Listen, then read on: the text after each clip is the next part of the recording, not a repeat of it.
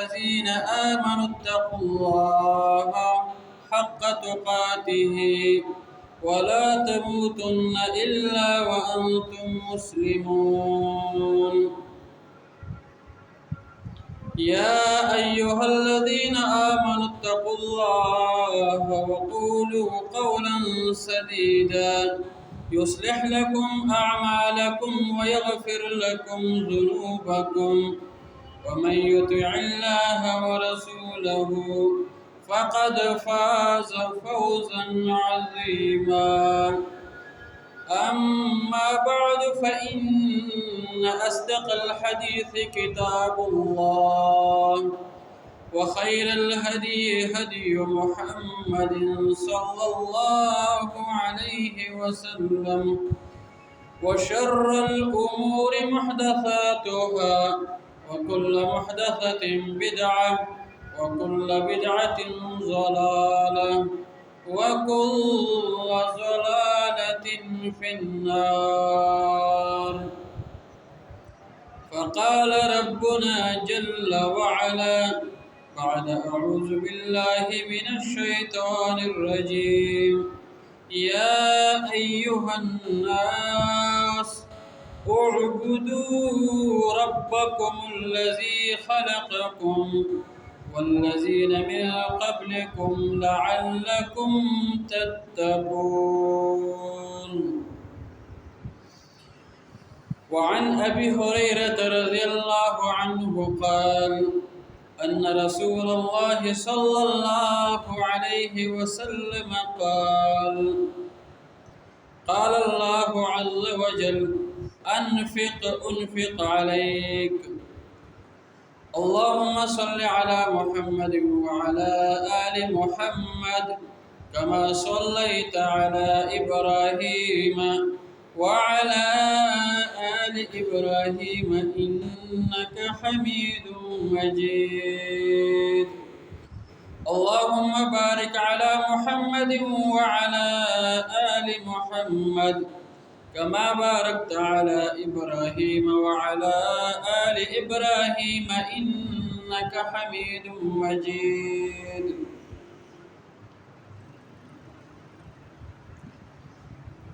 ہر قسم کی تکبیرات، تحلیلات، تسبیحات، کبریائی، بزرگی اللہ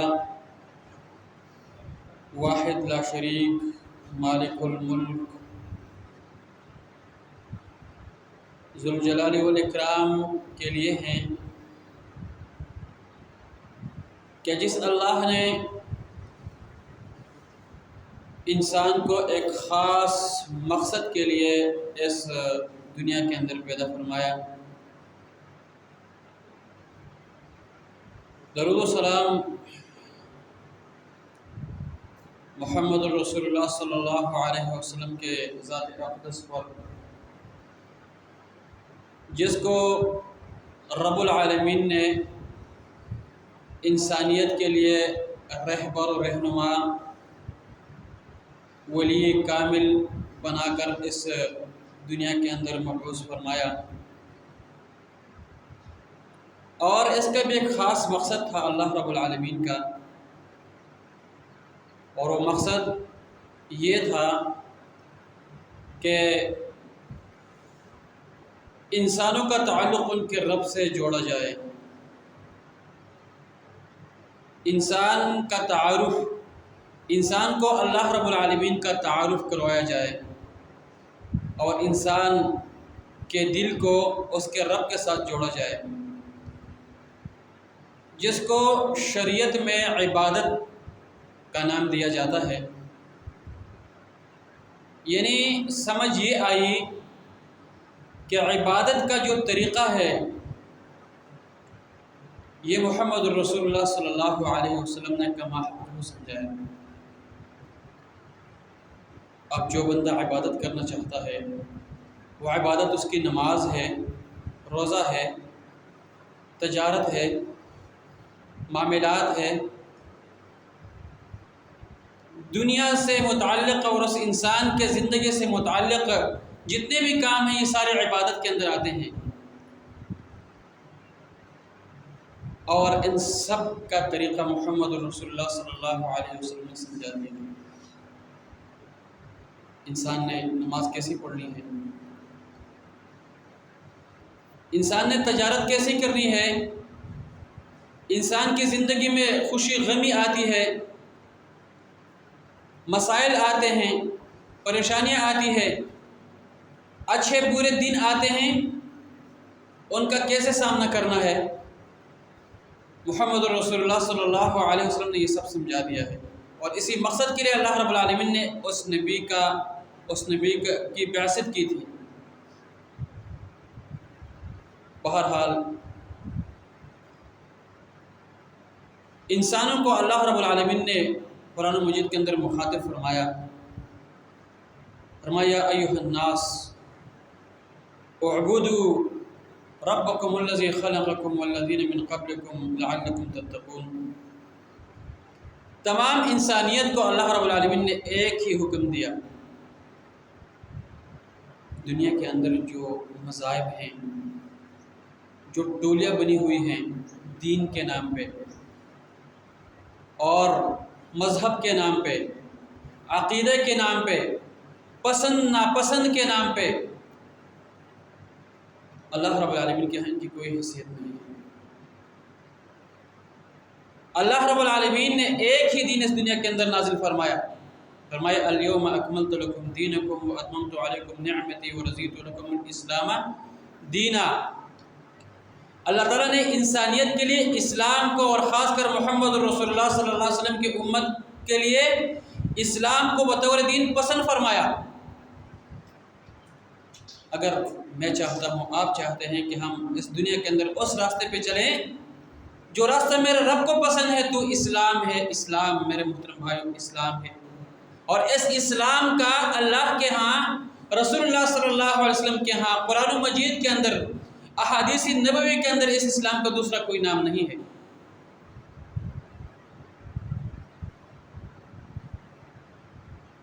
تو میرے محترم بھائیوں، بات یہ ہے کہ پھر اسی اسلام کے بارے میں اللہ تعالیٰ نے فرمایا کہ ادخلوا فی السلم کافہ، اسلام کو ماننے والے ہو، خود کو مسلمان کہنے والے ہو، اللہ رب العالمین کی عبادت کا دعویٰ کرتے ہو، تو ادخلوا فی السلم کافہ، اسلام کے اندر آپ نے اپنی پوری زندگی کو داخل کرنا ہے۔ وہ کہتے ہیں نا، آدھا تتر آدھا بٹیر والی زندگی رب العالمین کو پسند نہیں ہے۔ اگر کرنا ہے تو پھر اپنی پوری لائف جو ہے نا اسلام کے مطابق گزارے۔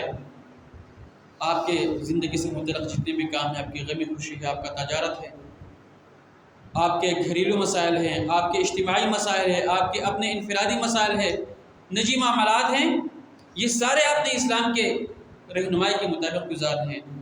تو اللہ تعالیٰ نے فرمایا کہ یا ایھا الناس، اے لوگو، اعبدوا ربکم الذی خلقکم، اپنے اس رب کی عبادت کرو جس نے تمہیں پیدا کیا، والذین من قبلکم لعلکم تتقون۔ اور اس عبادت کا مقصد کیا ہے؟ اللہ رب العالمین اس عبادت سے کیا حاصل کرنا چاہتے ہیں؟ تاکہ انسان کے دل کا تعلق اللہ رب العالمین کے ساتھ جڑ جائے۔ میں کوشش کیا کرتا ہوں اپنے ہر ایک سپیچ کے اندر اس بات کے اوپر زور دیتا ہوں کہ میرے اپنے دل کا تعلق بھی اور میرے سننے والے دوست احباب کے دل کا تعلق بھی صرف رب العالمین کے ساتھ جڑ جائے۔ اور اگر یہ مقصد حاصل ہو جائے میرے محترم بھائیوں، میرے محترم سامعین، سننے والوں، تو آپ یقین کریں کہ ہمارا بیڑا پار ہو جائے گا، مسائل ہمارے حل ہو جائیں گے اگر ہمارا تعلق ہمارے رب کے ساتھ جڑ جائے۔ لیکن اس کے لیے کچھ ضروری چیزیں ہیں، کچھ ایسی چیزیں جو ہمیں وہ کرنی ہوگی، اور وہ کیا ہے؟ وہ اس دین کو سیکھنے کی کوشش ہے، اسلام کو سیکھنے کی کوشش ہے۔ سب سے پہلے اپنے مائنڈ کو اس بات کے اوپر کلیئر کرنے کی کوشش ہے کہ ہاں، اللہ رب العالمین نے جو میری کامیابی کے لیے نازل کیا ہے دین، وہ صرف اسلام ہے، وہ قرآن اور حدیث ہے، وہ محمد رسول اللہ صلی اللہ علیہ وسلم کی کمپلیٹ لائف ہے۔ اس سے ہٹ کر میں کہیں پر کامیابی دیکھنا چاہتا ہوں تو ناکامی کے سوا کوئی اور چیز میرے استقبال نہیں کرے گی۔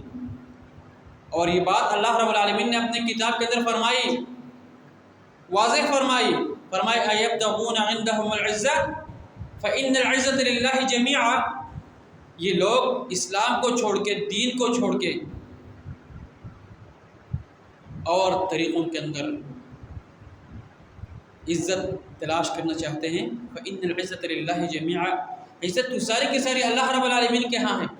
عزت تو اللہ تعالیٰ نے اسلام کے اندر رکھی ہے، عزت کی کتاب تو قرآن مجید ہے۔ عزت حاصل کرنا چاہتے ہو قرآن اٹھا لو، پڑھو، ترجمہ پڑھو، سمجھو، سیکھو، سکھاؤ، زندگی کے اندر لاؤ، عمل کرو، یہ اس کے اندر عزت ہے۔ دنیا کی یہ کیا ہے، کیا زندگی ہے، اس کی کیا حیثیت ہے؟ میں دنیا والوں کے نظروں میں معزز بن جاؤں یا نہ بنوں، وہ چیز میٹر نہیں کرتی۔ میٹر یہ کرتی ہے کہ اللہ رب العالمین نے کہا میں معزز ہوں یا نہیں ہوں۔ تو میرے محترم بھائیو، اللہ تعالیٰ کے ہاں عزت پانے کا طریقہ کیا ہے؟ وہ طریقہ راستہ اللہ تعالیٰ نے فرما دیا ہے۔ سورۃ بقرہ آیت نمبر 21 نمبر فرمایا اعبدوا ربکم الذی خلقکم، تم عبادت کرو تو اپنے رب کی عبادت کرو، اس رب کی جس نے تمہیں پیدا فرمایا ہے۔ اور دوسری جگہ میں فرمایا عبادت کے اگینسٹ ایک کام ایسا ہے جو عبادت کو تباہ و برباد کر دیتے ہیں۔ فرمایا اعبدوا اللہ ولا تشرکوا بہ شیئا، لوگو اللہ تعالیٰ کی عبادت کرو اور اللہ رب العالمین کے ساتھ کسی چیز کو شریک نہ کرو۔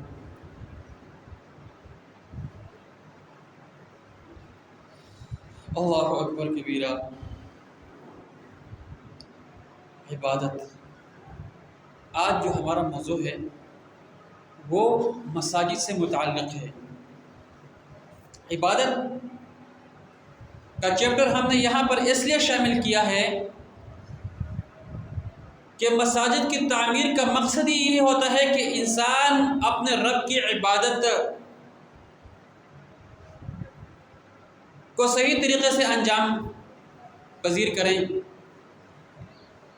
اور یہ مساجد جو ہے نا، یہ عبادت گاہیں ہوتی ہے، عبادت کی جگہ ہوتی ہے، یہ دین کا مرکز ہے، اسلام کا مرکز ہوتا ہے مسجد۔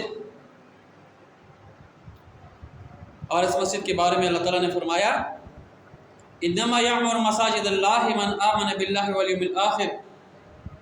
عبادت گاہیں، عبادت کی جگہ اور مساجد کو وہ لوگ آباد کرتے ہیں کہ من آمن باللہ، جو اللہ رب العالمین کے اوپر جن کا ایمان ہوتا ہے، جو صحیح معنی کے اندر مسلمان ہوتے ہیں۔ مساجد سے محبت کرنا، مساجد سے دل لگی کرنا، مساجد کے طرف چل کے جانا اور اپنی نمازوں کو مساجد کے اندر ان کا اہتمام کروانا، یہ ان لوگوں کا کام ہوتا ہے۔ دیکھیں تعمیری مسجد، اس کے اندر دو چیزیں شامل ہیں۔ اکثر ہی جب ہم تعمیری مسجد کی بات کرتے ہیں تو ذہن میں بات آتی ہے بھائی یہ چندے کی بات ہوتی ہے، فنڈ کی بات ہوتی ہے، پیسوں کی بات ہوتی ہے، دولت کی بات ہوتی ہے، یہ چیز بھی شامل ہے اس میں۔ لیکن تعمیری مسجد کے اندر ایک اور چیز شامل ہے، وہ یہ ہے کہ آپ مسجد کو عبادت کے ساتھ آباد کریں۔ آپ کی نمازیں، آپ کے گھر کے پاس مسجد ہے، آپ کے محلے کے پاس مسجد ہے، دیکھیں مسجد اللہ کی ہوتی ہے، یہ کسی خاص مسلک کی نہیں ہوتی، کسی خاص مکتب فکر کی نہیں ہوتی۔ لوگوں نے جو آج کل ان کے اوپر دعوے کیے ہیں نا، یہ بھی ایک جہالت سی بات ہے۔ اور ہمارے ذہن کے اندر بھی یہی بات ہے کہ مسجد میرے مسلک کی ہے تو میں نے جانا ہے، اگر میرے مسلک کی نہیں ہے تو میں نے اس مسجد میں نہیں جانا۔ یہ بھی میرے محترم بھائیوں ناقص سوچ ہے، غلط سوچ ہے۔ مسجد اللہ کی ہوتی ہے، وہاں پر اللہ رب العالمین کی عبادت ہوتی ہے۔ میرے محلے کے اندر مسجد ہے، قطعی نظر اس چیز کے کہ وہ کس فرقہ کی مسجد ہے، کس مسلک کی مسجد ہے، مجھے وہاں پر جانا چاہیے۔ اپنی کم سے کم 5 میری نمازیں وہ میرے مسجد کے اندر ہونی چاہیے۔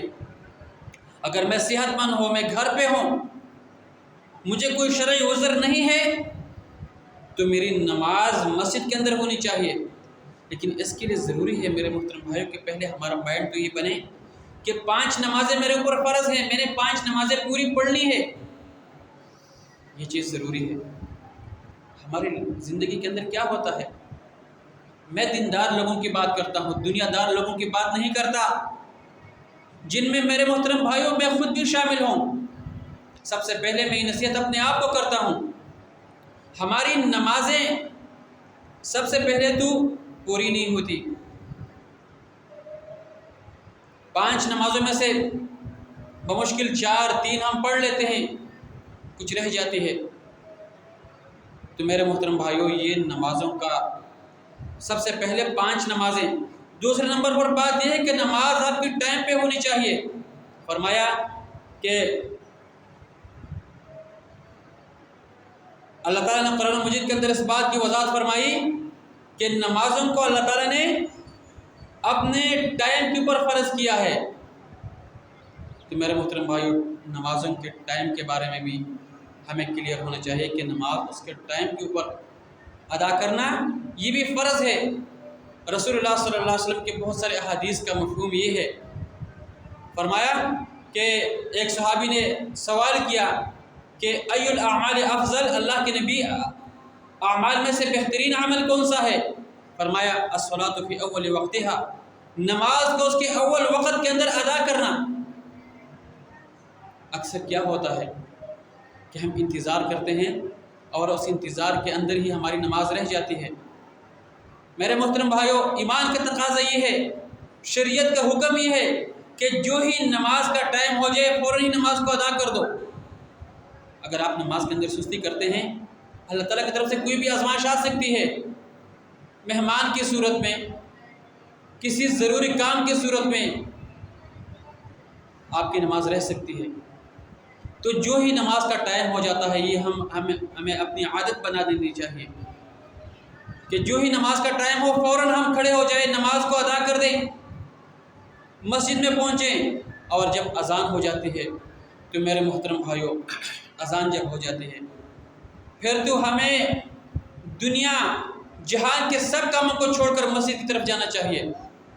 اذان بلاوا ہوتا ہے، اللہ رب العالمین کی بڑائی کا ایک اعلان ہوتا ہے کہ انسان جو آپ کرتے ہیں اپنے کھیت کے اندر، اپنے دکان کے اندر، اپنے گھر کے اندر، جو آپ جس کھیل و کود کے اندر مصروف ہیں، اللہ رب العالمین کی شان ان سے بہت عالی ہے۔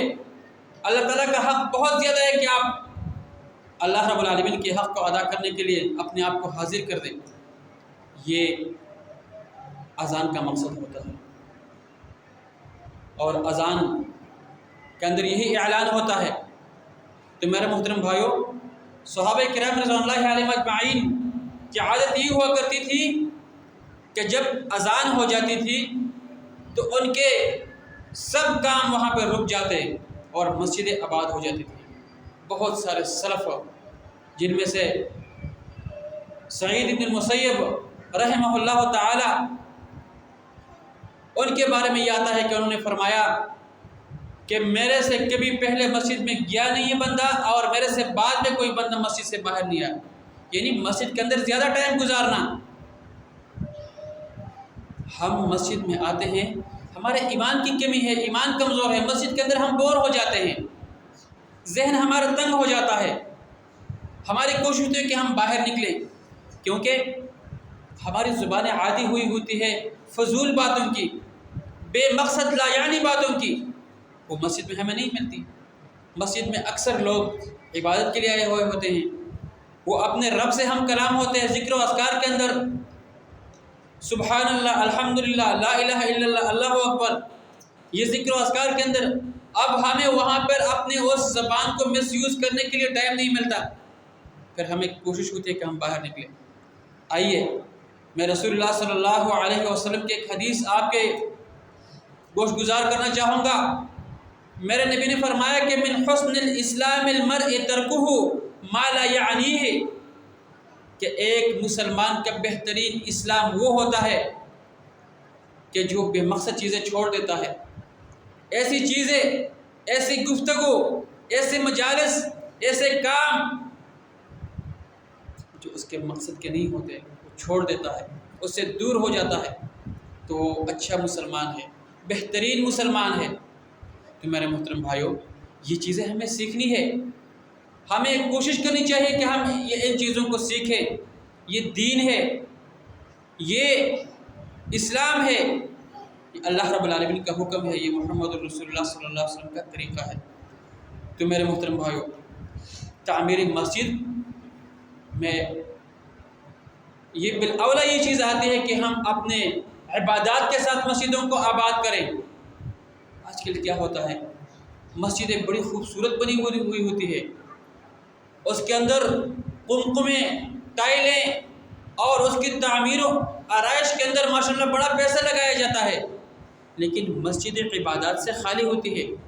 آپ یقین کریں، میرا اپنا تجربہ ہے کہ میں ایسے مساجد میں گیا ہوں کہ جس کی تعمیر و آرائش دیکھ کر بندے یعنی میں خود حیران رہ جاتا ہوں، لیکن میں نے فجر کی نماز وہاں پر دیکھا ہے کہ صرف امام صاحب اکیلے کھڑے ہیں، یا اس کے ساتھ ایک دو وہ عمر رسیدہ بزرگ کھڑے ہیں، اور وہ مسجدی محلوں کے اندر یہ اللہ رب العالمین کے عذاب کو دعوت ہم دیتے ہیں۔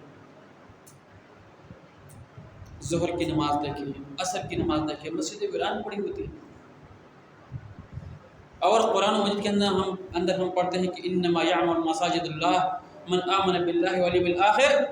کبھی ہم نے اس آیت کے ترجمے کے اوپر غور کیا ہے کہ اللہ تعالیٰ کیا فرماتے ہیں؟ ایمان کو کس چیز کے ساتھ جوڑتے ہیں کہ یہ کام کرو گے تو تمہارا ایمان کی گواہی یہی کام ہے۔ کیا ہم نے کبھی اپنے ایمان کی گواہی دی ہے؟ یہ ہے ایمان کی گواہی کہ اگر تیرے دل کے اندر تعمیری مساجد کا جذبہ ہے، مسجد کو تعمیر کرنے کا، مسجد کو آباد کرنے کا جذبہ ہے، تو گواہ ہو جائے کہ تیرے دل کے اندر ایمان ہے۔ اور اگر یہ چیز نہیں ہے میرے محترم بھائیوں، تو پھر ہمیں اپنے ایمان کے حوالے سے فکر مند ہونا چاہیے۔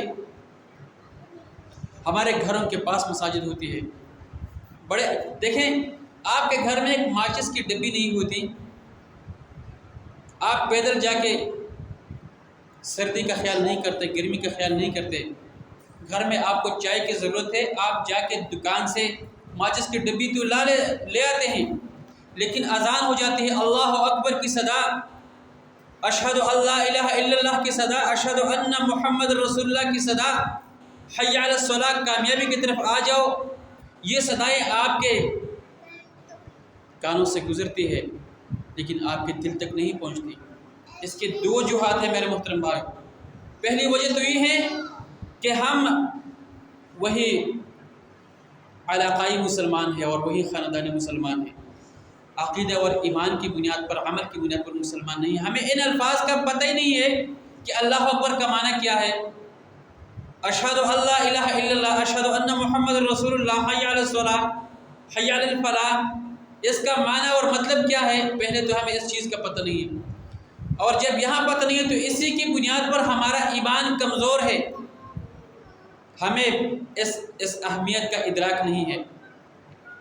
تو میرے محترم بھائیوں، ہم وہاں سے وہ 2، 3، 5 روپے کی ڈبی لینے کے لیے تو پہنچ جاتے ہیں، لیکن اپنی آخرت کے سنوارنے کے لیے، اپنے ساتھ مخلص ہونے کے لیے ہم تیار نہیں ہیں، کیونکہ وہ جو انلمیٹڈ لائف ہے، نہ ختم ہونے والی زندگی ہے موت کے بعد، میرے محترم بھائیوں، وہ تو سیٹ ہوتی ہے اسی دنیا کے اندر دین کے ساتھ اور مسجد کے ساتھ تعلق بنانے پہ، سیدھی ہوتی ہے، اچھی ہوتی ہے، بہتر ہوتی ہے۔ اور اگر ہم یہاں پر من مرضی کے مطابق زندگی گزاریں تو پھر آگے بڑا مشکل ہے۔ تو میرے محترم بھائیوں، بات یہ ہے کہ ہمیں اپنے مسجدوں کو خوبصورت بھی بنانا چاہیے۔ احادیث کے اندر یہ مفہوم ہے، بعض لوگ جو اس کے اوپر زور دیتے ہیں نا کہ بھئی مسجدوں کے اندر خرچہ نہ کرو، خرچے کی ضرورت نہیں ہے، کچی مسجدیں ہونی چاہیے، کیونکہ مسجد نبوی جو ہے نا وہ کچی مسجد تھی، بارش ہو جاتی تو صحابہ کرام کے وہ ماتھے مبارک کے اوپر مٹی لگ جاتی، کیچڑ وغیرہ۔ یہ باتیں میرے محترم بھائیوں کسی دلیل کی بنیاد پہ نہیں ہے۔ آئیے میں آپ کے سامنے عرض کرتا جاؤں کہ مسجد نبوی صلی اللہ علیہ وسلم کے اندر کن لوگوں نے اس مسجد کی تعمیر اور ترقی کے اندر حصہ لیا۔ اگر ہم بات کریں حضرت عمر رضی اللہ عنہ کے بارے میں تو سب سے پہلے حضرت عمر رضی اللہ عنہ نے مسجد نبوی کے کچے فرش کو پکا کر دیا تھا، مضبوط بنایا، خوبصورت بنایا اس دور کے لحاظ سے۔ تو حضرت عمر رضی اللہ عنہ کو پتہ نہیں تھا کہ مسجد پہلے سے کچی ہے تو ہم اس کو کچی ہی رہنے دیں۔ حضرت عمر رضی اللہ عنہ نے اس کے اوپر بڑا خرچہ کیا، اس کے فرش کو مضبوط بنایا، اور اس سے پہلے وہ صرف بجری وہاں پر پڑی ہوئی تھی، مٹی پڑی ہوئی تھی۔ حضرت عمر فاروق رضی اللہ عنہ نے جب مسجد نبوی کے اندر تراویح کا اہتمام کروایا تو حضرت علی رضی اللہ عنہ نے دعا دی حضرت عمر فاروق رضی اللہ عنہ کو، اور کیا دعا دی؟ فرمایا کہ اللہ رب العالمین تمہارے لیے جنت کے اندر ایک گھر بنائے۔ کتنی محبت تھی ان صحابہ کا آپس میں، اور ان خلفائے راشدین کا آپس میں، اور اس خوبصورت گھرانے کا آپس میں کیا تعلق تھا۔ تو میرے محترم بھائیوں، یہ جو مسجد کی تعمیر کے حوالے سے یہ باتیں کی جاتی ہے نا کہ یہاں پر پیسہ نہیں لگانا چاہیے اور یہ کوئی ایسی ضروری بات نہیں ہے، بس صرف عبادات کرنی چاہیے، یہ بات بھی دلیل کی بنیاد پہ نہیں ہے۔ مسجد ان کو آباد کرنا، مسجد کے اندر پیسہ لگانا، مسجد کو مضبوط اور محفوظ بنانا، یہ بھی باقاعدہ شریعت کا حکم ہے۔ رسول اللہ صلی اللہ علیہ وسلم کے سنت سے باقاعدہ یہ بات ثابت ہے۔ حضرت عثمان رضی اللہ عنہ نے اس مسجد نبوی کی تعمیر عالی شان کی۔ حضرت عمر رضی اللہ عنہ کے بعد حضرت عثمان رضی اللہ عنہ کا وہ دور خلافت اور وہ دور حکومت آتا ہے، تو حضرت عثمان رضی اللہ عنہ نے اس کی جو بلڈنگ تھی مسجد نبوی کی اس کو اس دور کے مطابق بہت ہی عالی شان، جو آس پاس میں دوسری اس طرح کی کوئی بلڈنگ نہیں تھی، عالی شان بنائے حضرت عثمان رضی اللہ عنہ۔ آپ کے علم میں ہے کہ حضرت عثمان کو اللہ رب العالمین نے بڑا پیسہ دیا تھا، دولت اس کے پاس بہت بڑی تھی، حلال کی دولت تھی۔ تو میرے محترم بھائیوں، حضرت تمیم داری رضی اللہ عنہ نے اس مسجد کے اندر قندیلیں اور روشنی کے حوالے سے جو فانوس وغیرہ جس کو آج کل بولا جاتا ہے، یہ چیزیں حضرت تمیم داری رضی اللہ عنہ نے بنائی۔ تو بات کرنے کا مقصد یہ ہے کہ صحابہ کرام رضوان اللہ علیہم اجمعین، جب ہم ان کی بات کرتے ہیں کہ اللہ تعالیٰ فرماتے ہیں کہ بھئی صحابہ کرام کے ایمان کی طرح ایمان ہونا چاہیے، تو صحابہ کرام رضوان اللہ علیہم اجمعین کے ایمان تو پھر یہ تھا کہ وہ مسجد کو ہر طرح سے آباد کرتے، ہر طرح سے مسجد کو آباد رکھتے، تعمیر کے حوالے سے بھی، عبادات کے حوالے سے بھی، اور سب حوالے سے صحابہ کرام رضوان اللہ علیہم اجمعین اس مسجد کو آباد رکھتے۔ آئیے تھوڑا سا ہم دیکھیں کہ اس مسجد کے اوپر خرچ کرنے کا اجر کیا ہے۔ میرے محترم بھائیوں، یہ مسجد اللہ رب العالمین کا گھر ہے، اور اللہ تعالیٰ کے راستے میں سب سے بہترین مصرف مسجد ہے، سب سے بہترین مصرف یہ مسجد ہے۔ جو بندہ اللہ رب العالمین کے راستے میں خرچ کرنا چاہتا ہے تو سب سے بہترین جگہ کہ بندہ مسجد کے اوپر خرچ کر دے۔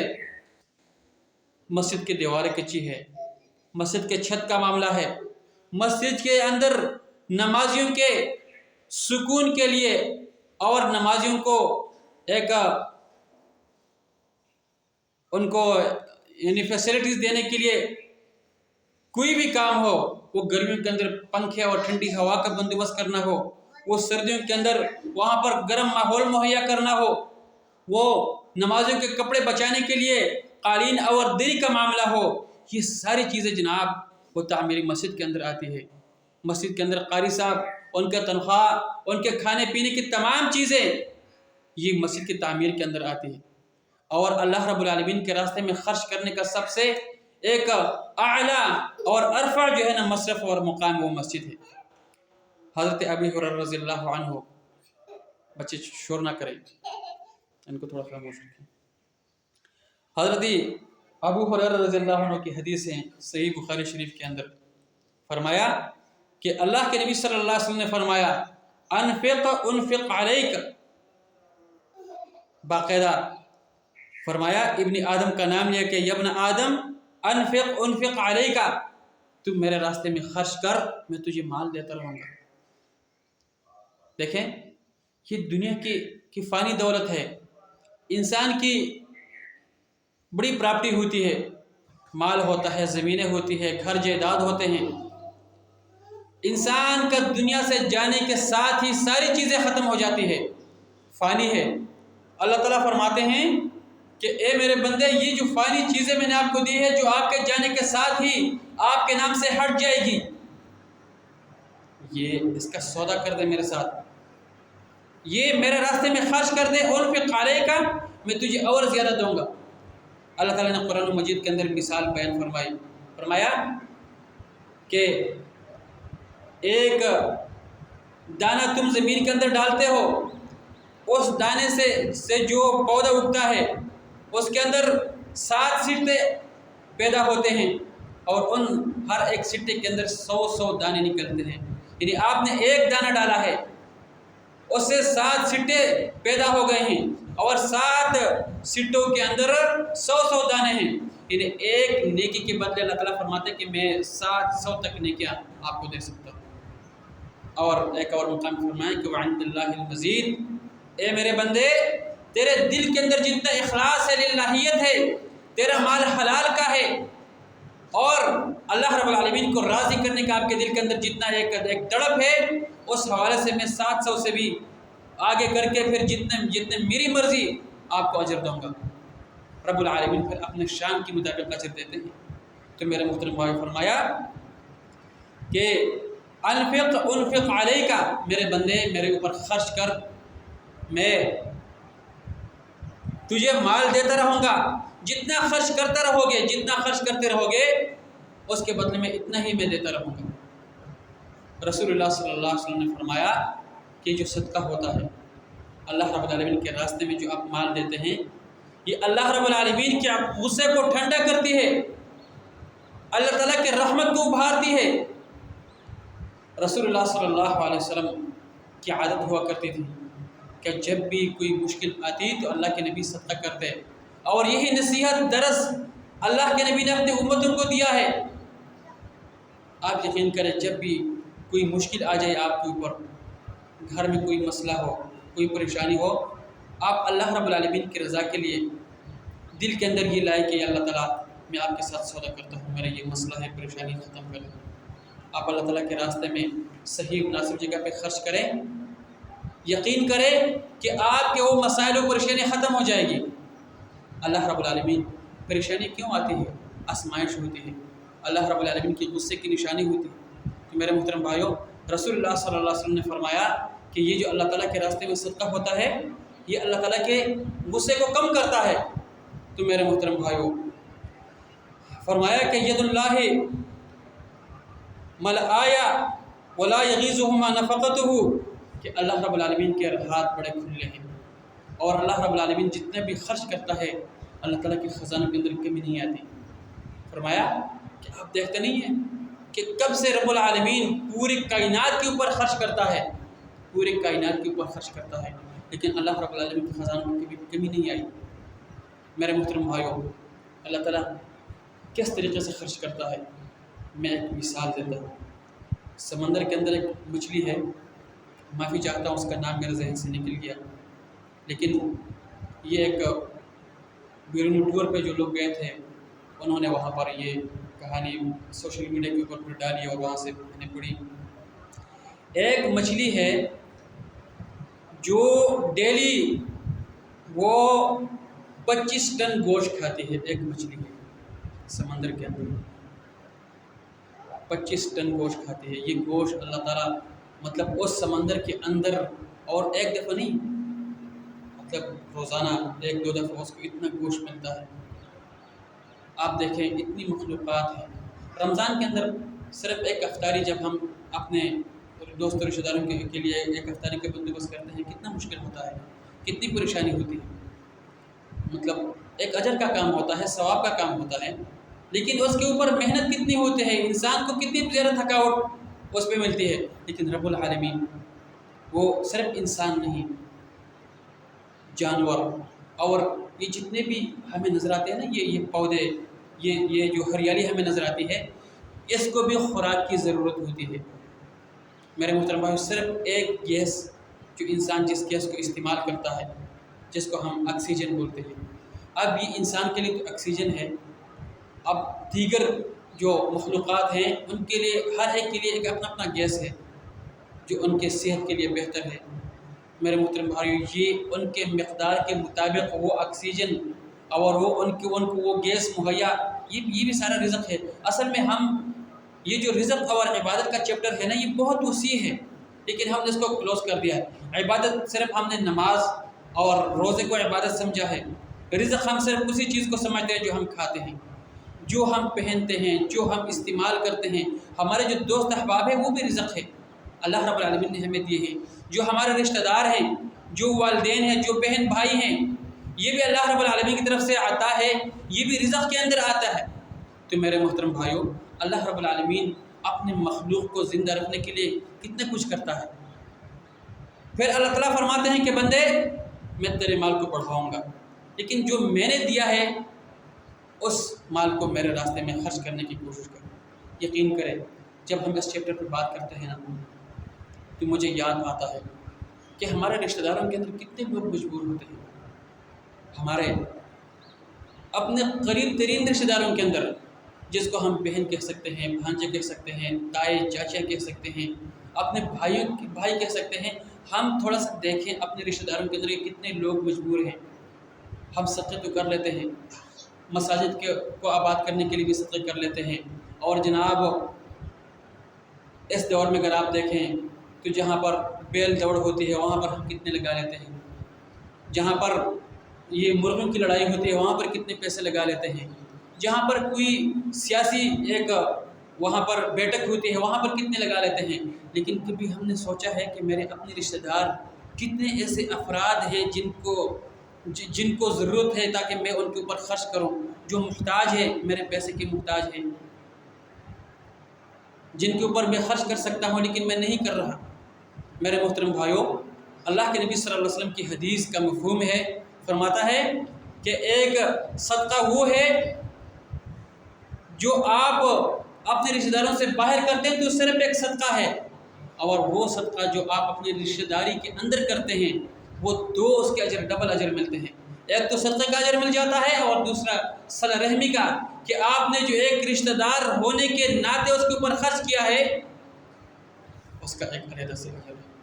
میرے محترم بھائی، میں اکثر اس بات کے اوپر زور دیتا ہوں کہ ہمیں خرچ کرنے کے دوران سب سے پہلے اپنے رشتہ داروں کے لسٹ کے اوپر غور کرنا چاہیے، بلکہ میں یہ کہتا ہوں کہ ہمیں گھر میں بیٹھ کر اپنے رشتہ داروں کے اندر مستحق لوگوں کی لسٹ ایک بنانی چاہیے، اور وہ لسٹ ہمارے پاس صیغہ راز میں ہونی چاہیے کہ کوئی تیسرا بندہ اس سے اس تک نہ پہنچے، تاکہ ہمارا جو رشتہ دار ہیں ان کی عزت بھی محفوظ رہے، اور ہم اپنے اس طاقت کے مطابق ان کے اوپر خرچ بھی کریں۔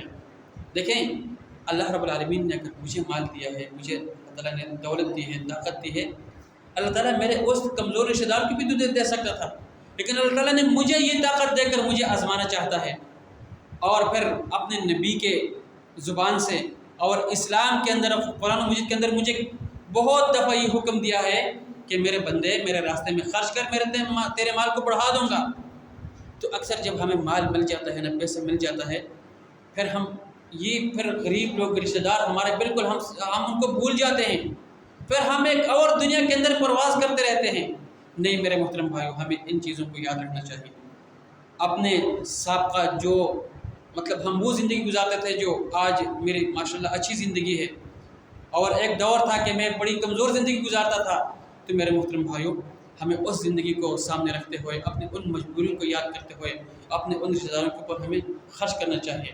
تو فرمایا اللہ تعالیٰ نے، حدیث قدسی ہے، حضرت ابی ہریرہ رضی اللہ عنہ کی حدیث ہے، اور ہے بھی صحیح بخاری اور مسلم کی حدیث ہے، فرمایا کہ آدم کے بیٹے میرے راستے میں خرچ کر، انفق علیک، میں تیرے اوپر خرچ کروں گا، تیرے مال کو بڑھاؤں گا۔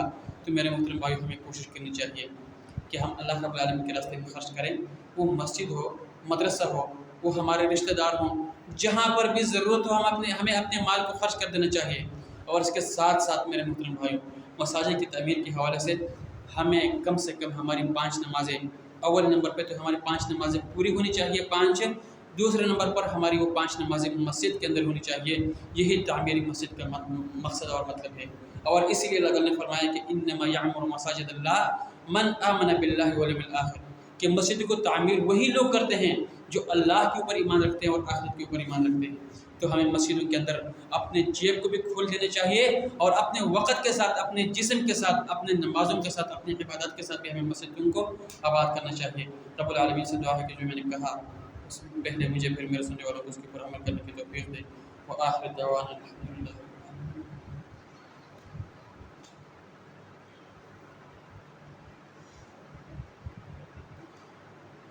الحمدللہ۔ الحمد للہ وکفا والصلاة والسلام علی من لا نبی بعدہ، اما بعد۔